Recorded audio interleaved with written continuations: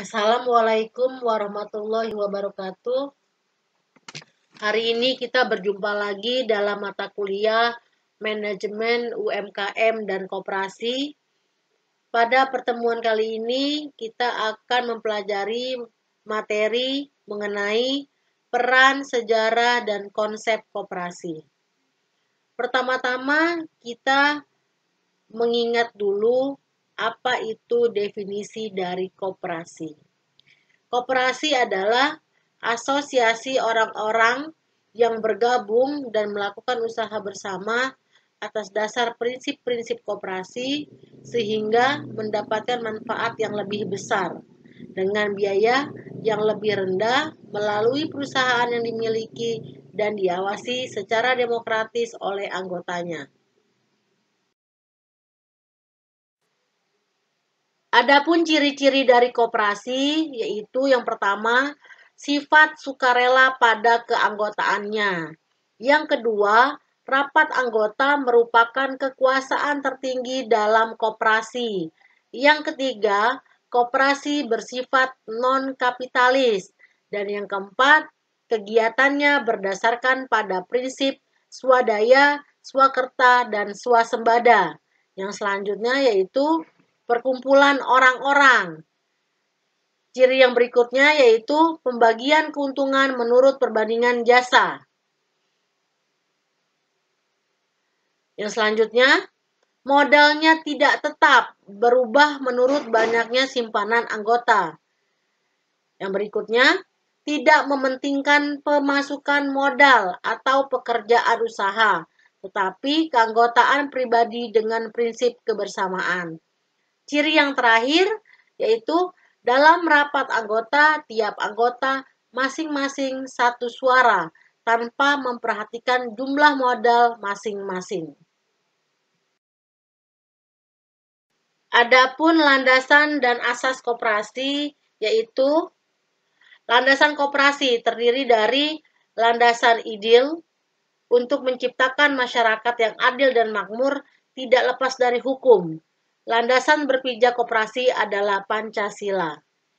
Landasan yang kedua yaitu landasan struktural Undang-Undang Dasar 45.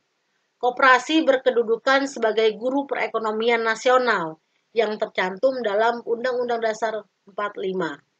Landasan yang berikutnya yaitu landasan mental. Adapun asas dari koperasi yaitu gotong royong. Dan yang kedua yaitu kekeluargaan. Selanjutnya yaitu jenis-jenis koperasi. Berikut ini terdapat beberapa jenis-jenis koperasi. Antara lain, koperasi berdasarkan jenisnya ada 4 macam, yaitu koperasi produksi, koperasi konsumsi, koperasi simpan pinjam, dan koperasi serba usaha. Adapun koperasi berdasarkan keanggotaannya terdiri dari koperasi pegawai negeri, koperasi pasar, koperasi unit desa, dan koperasi sekolah.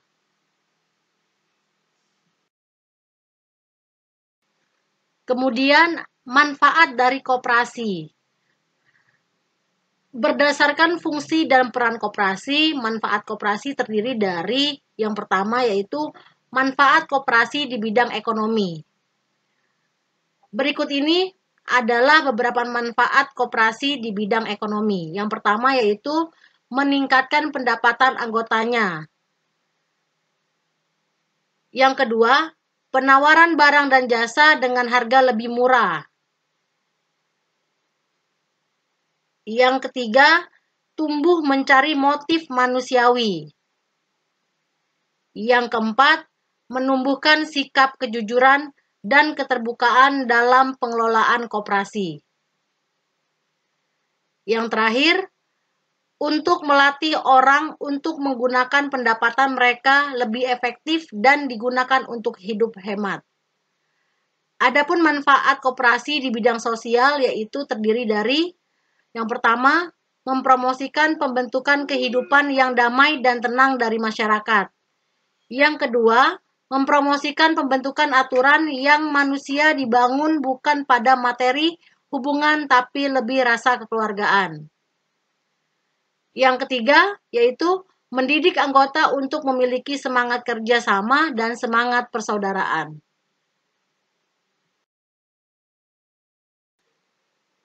Yang terakhir kita bahas dalam tambahan materi kali ini yaitu peran koperasi dalam perekonomian di Indonesia.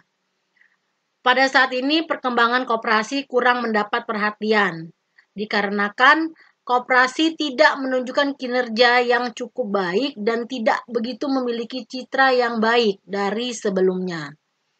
Situasi ini merupakan salah satu bukti bahwa komitmen pemerintah masih kurang dalam pembangunan dan pengembangan koperasi. Pembangunan adalah proses yang harus berkelanjutan dan tersistem. Pertanyaan berikutnya, prospek bagaimana koperasi di masa depan? Jawabannya sangat prospektif. Jika koperasi yang memiliki identitas, koperasi yang mempraktekkan prinsip-prinsip koperasi dalam organisasi dan bisnis, koperasi sebagai badan usaha, organisasi dan kegiatan usaha harus didasarkan pada prinsip-prinsip koperasi. Karena prinsip kerjasama adalah garis membimbing oleh koperasi untuk melaksanakan nilai-nilai mereka ke dalam praktek seperti keanggotaan sukarela dan terbuka. Kontrol demokratis oleh anggota, partisipasi ekonomi anggota, pendidikan, pelatihan, dan informasi, kerjasama antar koperasi dan kepedulian terhadap masyarakat. Demikianlah tambahan materi pada pertemuan kali ini. Terima kasih. Wassalamualaikum warahmatullahi wabarakatuh.